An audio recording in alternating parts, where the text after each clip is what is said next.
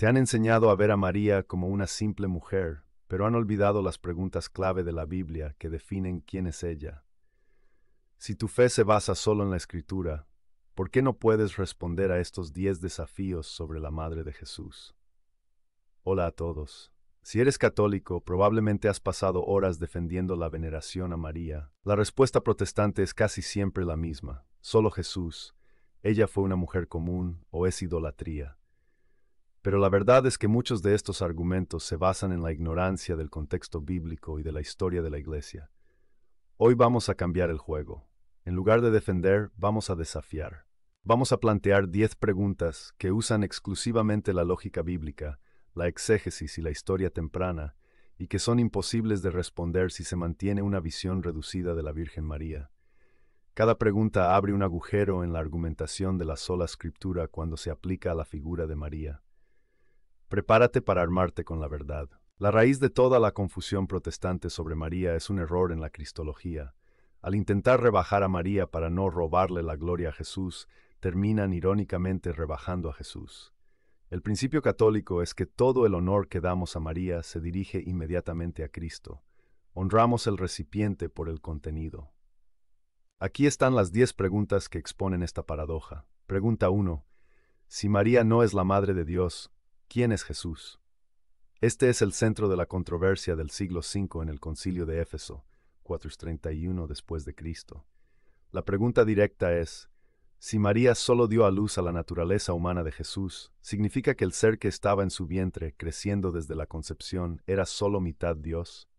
Si la persona que nació de María no era, desde el primer segundo, la segunda persona de la Trinidad, entonces, ¿cuándo se unió la divinidad? El argumento irrefutable es que el dogma de que María es Madre de Dios, Theotokos, no dice que ella creó a Dios, sino que la persona nacida de ella es la persona de Dios. Es un dogma cristológico. Si rechazas Theotokos, estás rechazando la unión indisoluble de las dos naturalezas de Jesús, lo cual es una herejía contra la divinidad de Cristo.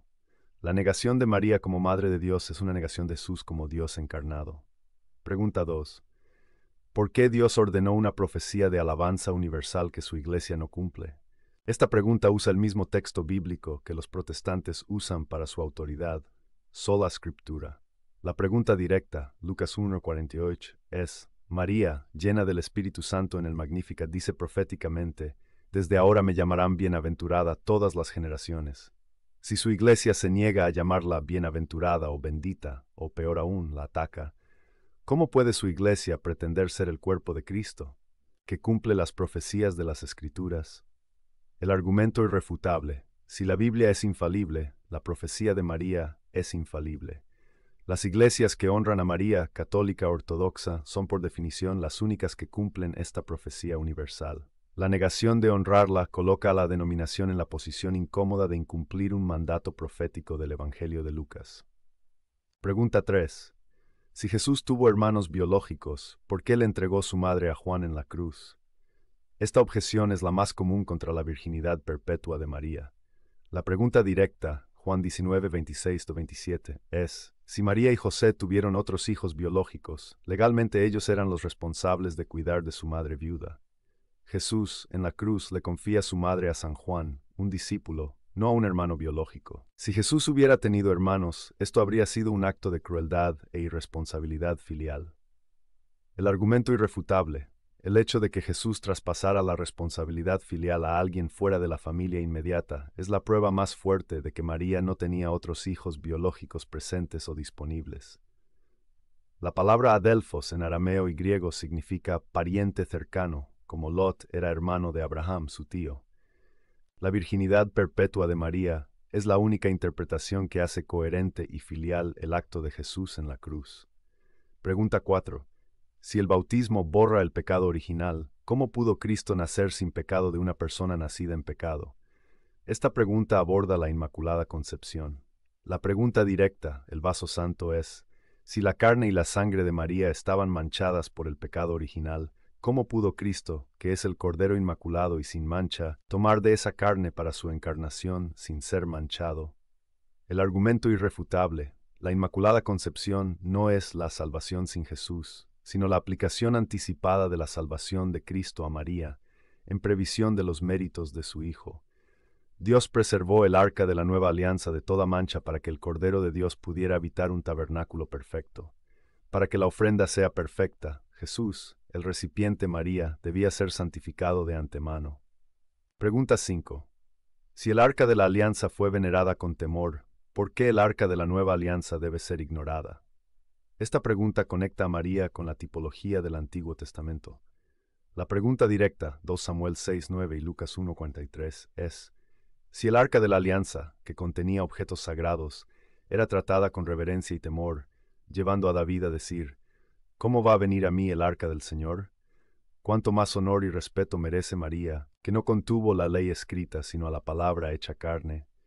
Isabel, llena del Espíritu Santo, dice con el mismo temor reverencial: ¿de dónde a mí que la madre de mi Señor venga a visitarme? El argumento irrefutable: María es el arca que contiene al mismo Dios.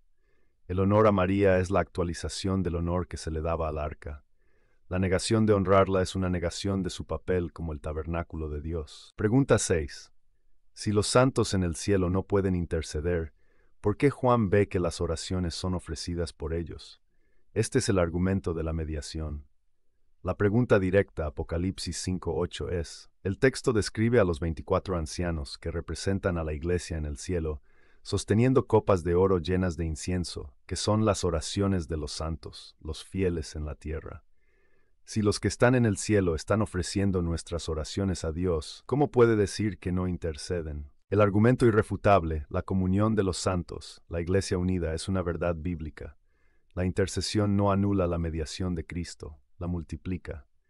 Pedirle a María que ore por ti es la versión bíblica y celestial de pedirle a un amigo piadoso, Tiago 5:16. El rechazo a la intercesión de María es un rechazo a la comunión de los santos bíblicamente revelada. Pregunta 7. Si la Biblia usa la postración para mostrar respeto humano, ¿por qué es automáticamente idolatría? Esta es la acusación de que arrodillarse ante una estatua es idolatría automática. La pregunta directa, Génesis 23:7 y Josué 5:14, es: la Biblia describe la postración, shacha en hebreo, como un acto de respeto civil, de profunda reverencia, sincera adoración divina, latría. Abraham se postra ante los hititas, David se postra ante Saúl, Josué se postra ante un ángel. Si la postración no siempre significa dar culto de latría, ¿por qué su teología le prohíbe distinguir entre el respeto, dulí, y la adoración, latría? El argumento irrefutable: el católico diferencia la intención del acto. Arrodillarse ante una imagen es un acto de veneración, dulía. La idolatría no se define por la postura, sino por el intelecto, creer que el objeto es Dios. La confusión de la postura con la intención es la prueba de que se está leyendo el texto con una lente fundamentalista y fuera de contexto cultural. Pregunta 8. Si toda la gloria va a Dios, ¿por qué el Espíritu Santo hace que Isabel bendiga a María y a su vientre? Este es el argumento de que no se debe alabar a ninguna criatura. La pregunta directa, Lucas 1:41-42, es: cuando María visita a Isabel, el Evangelio dice que Isabel fue llena del Espíritu Santo. Y bajo esa inspiración divina, dice: bendita tú entre las mujeres, y bendito el fruto de tu vientre. Si alabar o bendecir a María fuera robarle la gloria a Dios, ¿por qué el Espíritu Santo obligó a Isabel a hacerlo? El argumento irrefutable: si el Espíritu Santo mismo la bendice y la alaba, no es blasfemia, es obediencia a la voluntad de Dios.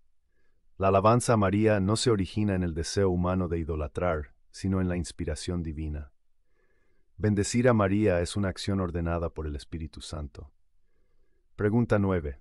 Si la iglesia de los primeros 1000 años fue la iglesia apostólica, ¿por qué todos los padres de la iglesia creían en la virginidad perpetua? Esta es la negación de la virginidad perpetua de María como un invento medieval. La pregunta directa, prueba histórica, es: ¿puede nombrar a un solo padre de la iglesia anterior al año 400 después de Cristo que creyera que María tuvo otros hijos biológicos después de Jesús?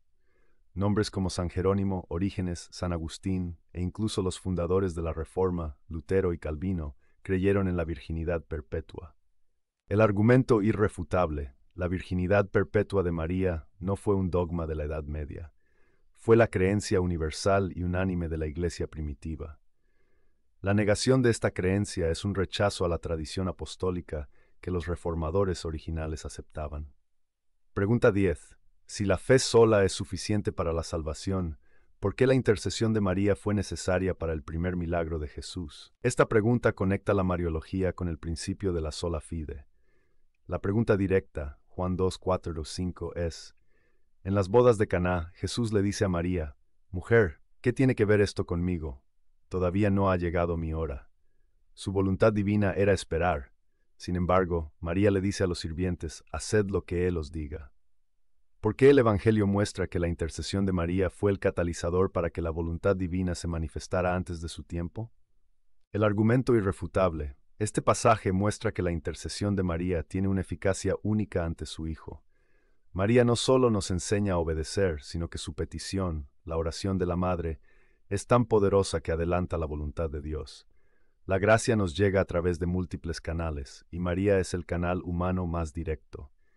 Hemos visto que el debate sobre María no es un capricho católico, sino una defensa necesaria de la persona de Cristo y de la autoridad de la Biblia completa.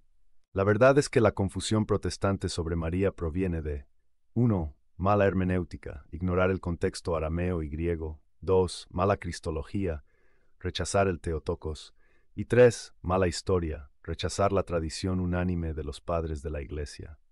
El honor a María es una cadena de oro que nos lleva directamente a la encarnación de Jesús.